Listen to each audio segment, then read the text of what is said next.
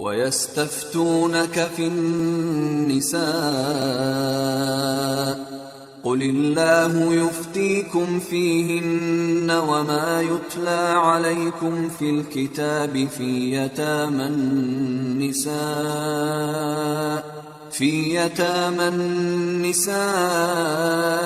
اللَّاتِي لَا تُؤْتُونَهُنَّ مَا كُتِبَ لَهُنَّ اے پیغمبر،